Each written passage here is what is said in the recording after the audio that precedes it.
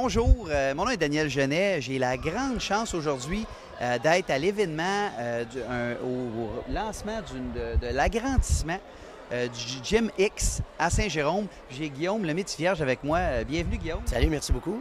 Hein, c'est vraiment le fun. Merci d'accepter de me recevoir en entrevue. C'est toujours bien apprécié. Ça me fait vraiment plaisir, il n'y a pas de quoi, Écoute, on a un bel endroit. Toi, l'endroit ici, là, Gym X.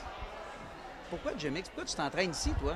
Je m'entraîne ici parce que je les connais, ça fait longtemps d'abord, parce que j'aime le principe, j'aime le contexte, j'aime la philosophie, j'aime l'entraînement qui vient avec le centre ici.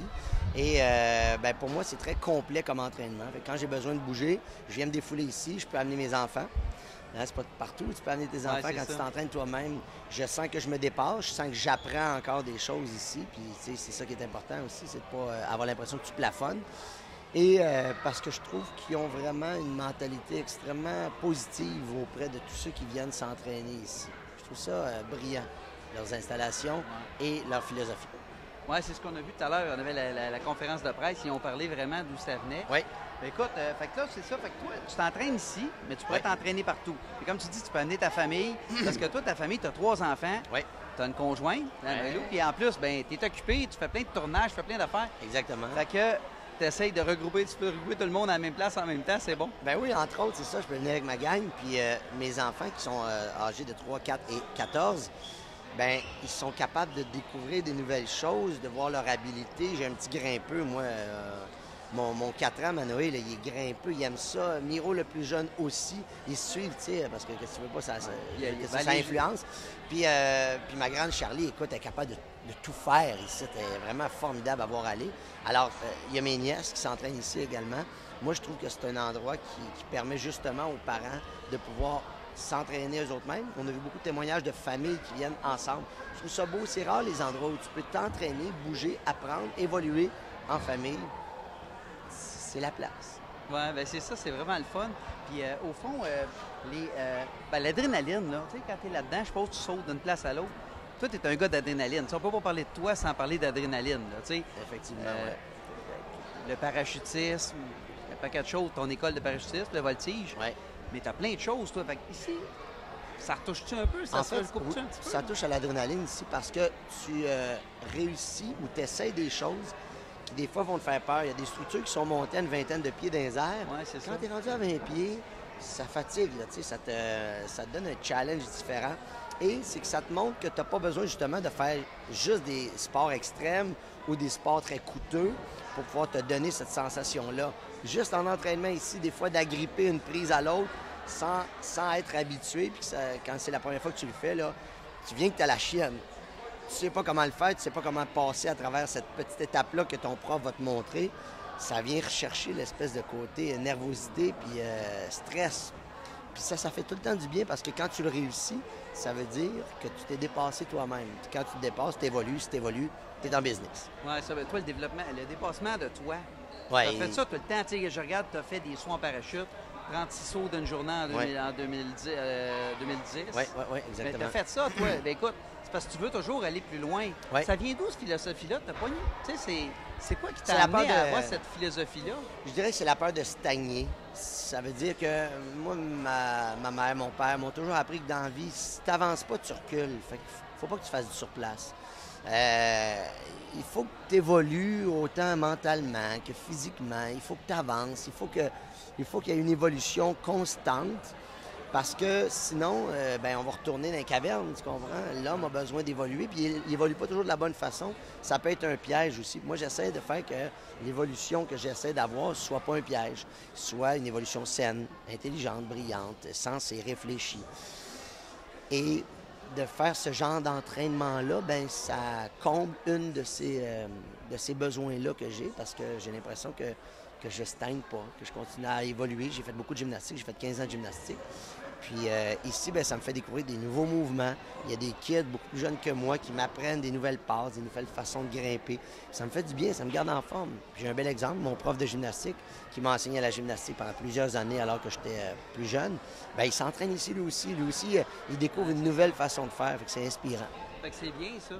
Écoute, on parle de là, tu t'en vas, je t'ai vu dans plein d'entrevues, je t'ai vu à Pinnock McQuaid avec Louis Morissette, dans lequel il parlait qu'il avait grimpé le mur dans la maison chez eux. Moi, j'ai dit, je m'imaginais dans mon salon, puis il rentrait dans mon salon, puis t'es grimpé en haut. Je me suis dit, il me semble qu'il y a juste lui qui peut faire ça. Ah oui, c'est très drôle ça. Mais il l'a bien raconté, mais tu vois, ça vient un peu d'ici parce qu'il y a de l'escalade. Ici, on apprend à grimper. Puis c'est ça, c'est qu'on apprend à faire des choses avec certains matériels qui sont pas nécessairement faits pour ça. Quand j'ai vu son mur de pierre, j'ai fait de l'escalade quand j'étais plus jeune. Puis ici, je m'entraîne dans l'escalade aussi. J'ai fait, hey, ça se grimpe, ça, il me semble. J'ai commencé, puis j'ai monté jusqu'en haut. Puis c'est ça, ben là, il se fait écœurer par ses enfants. Ils veulent qu'il le fasse lui aussi. Oui, c'est ça. J'ai trouvé ça vraiment, vraiment bon. Écoute, Nitro, ton nouveau film, tu commences le tournage bientôt, là. C'est pas le 27 mai, je sais pas si c'est toi cédulé cette date-là, mais exactement. Le 27 mai, bon, là-dedans, Nitro, bon, ben, tu as le film, tu reprends ton rôle. Tu sais quoi qui a donné le goût de reprendre ce rôle-là, le rôle de Max? Bien, c'est sûr que j'avais envie de faire un deuxième Nitro, ça. D'emblée, j'ai adoré faire le premier. De faire du cinéma au Québec, c'est une grande chance. T'es chanceux. Quand tu te fais proposer de faire un film, déjà, t'es bien chanceux. Tu te fais proposer de jouer dans Nitro, t'es encore plus chanceux, selon moi, parce qu'il va y avoir de tout. Il va y avoir de la cascade, il va y avoir de l'action, il va y avoir du drame, il va y avoir de la profondeur. Puis moi, c'est la plus belle job au monde que j'ai. Alors, c'est sûr que j'allais embarquer à pieds joints dans Nitro 2. Oui, c'est ça. Fait que le film, toi, tu fais tes propres cascades. Oui, la plupart. La plupart. Ouais, c'est parce qu'il y a tout le temps, j'aime mieux le dire, parce que ça se peut, comme dans Nitro 1, il y a certaines cascades que j'ai pas fait parce que j'étais pas capable. C'était pas quelque chose qui était en moi. Soit que c'est une cascade avec un char, il y avait du tonneau dans le premier. J'ai jamais fait ça, des tonneaux. Moi, faire virer un char à l'envers, ben je vais pas me péter la gueule. Je laisse un autre se péter la gueule. Mais ici, c'est un genre d'entraînement je t'ai vu faire parce que j'étais ici quand tu as fait ton entraînement la démonstration, au début. Ben écoute, ce genre d'entraînement-là, ça peut t'aider à faire tes cascades, tes tournées. Je te regardais à la livre, je me dis, ouais. Absolument. C'est ce qui se rapproche le plus de ce que je vais avoir besoin de maîtriser quand je vais faire Nitro. Parce que dans Nitro 2, il y a beaucoup de parcours, il y a beaucoup de grimpage, comme ce qu'on voit ici. Et c'est le meilleur entraînement que je peux faire pour ce film-là. Ah, c'est super cool. Tu as une fondation. Oui. On en a parlé tout à l'heure. Oui. Exquive. Exquive, exactement. Toi, là, t'es comme tu parraines cette fondation-là. Oui, exactement. En fait, c'est ma mère qui l'a démarré. Et moi, je suis l'ambassadeur, si on veut, le porte-parole de cette fondation-là, qui vise à aider des jeunes qui sont dans le besoin, qui n'ont pas les sous, à pouvoir faire une activité qui les passionne. Ma mère était orthopédagogue et elle disait, dans la vie, si tu n'es pas passionné ou si tu n'as pas accès à faire quelque chose de passionnant au moins une fois par semaine, c'est impossible de raccrocher à la vie quand tu es dans un moment un peu démoralisé. Tu sais. Ça fait que cette fondation-là a été créée par cette pensée-là. Puis aujourd'hui, elle va très bien. En ce moment, au moment où on se parle, il y a 85 jeunes qui, soit en boxe, en gymnastique, en esquive, en gymix ou en musique, font quelque chose qui les passionne au moins 1 à 2 fois par semaine. Donc, on les raccroche tranquillement à quelque chose qui les passionne pour pouvoir avoir le goût de se raccrocher à la vie. Sinon, tu n'as pas le goût, tu es juste dans l'attente qu'il se passe quelque chose de positif, mais si tu le crées pas toi-même, ça n'arrivera jamais. Au fond, moi, je dis tout le temps, le but de la vie, c'est de vivre, pas de survivre. C'est ça, exactement. Fait que c'est vraiment directement les ça. Tu es un passionné, toi. Oui, absolument. Tu fais plein de tes projets. Bon, le parachutisme, c'est vraiment des choses de passion, là. Oui. C'est pas de job, là. C'est pas une affaire, tu sais. Non, c'est passionnant. C'est passionnant. C'est vraiment passionnant. Ça me fait la passion, c'est à quelle place dans tes choix de carrière, là? Parce que tu fais plein de choses. Tu as fait des films, tu es maintenant réalisateur. Tu fais des conférences. La passion, c'est comment tu choisis dans quoi tu vas embarquer, dans quoi tu es chaud. Tu as des projets, mais il y a certainement quelque chose. C'est la passion, c'est ça qui te drive vraiment? C'est-tu le challenge? En fait, c'est un des éléments clés. Quand tu décides d'embarquer ou non dans un projet, il y a 3 questions que tu peux te poser assez simples. La première, est-ce que ça va me permettre de gagner ma vie? Parce que sinon, là, ça veut dire qu'il faut manger. Ça veut dire que tu ferais ça juste par passion. Ça, c'est correct. Tu peux faire du bénévolat, mais tu peux pas juste faire ça parce qu'à un moment donné, bon, il faut que tu vives. Est-ce que ça me permet de gagner ma vie? Est-ce que ça va m'apprendre quelque chose? Et est-ce que je vais avoir du plaisir? D'habitude, quand tu réponds à 2 de ces 3 questions-là de façon positive, ça veut dire que le projet devrait aller de l'avant. Puis je me fie souvent à cette petite équation-là de base. Moi, j'aime ça apprendre.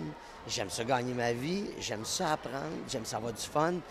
C'est important pour moi de ne pas avoir l'impression que la vie, comme tu disais, tu la subis. J'ai le goût d'en profiter, ça passe vite. Les maladies sont là, les drames sont là, la vie est fragile, on ne sait jamais pour combien de temps on a exactement. Fait que j'ai le goût que pendant pendant que je vis ma vie, j'ai du fun le plus possible. C'est ça. Fait que, écoute, c'est bien. Fait que, écoute, lâche pas d'inspirer les gens parce que moi, je trouve super le fun. Je trouve très inspirant.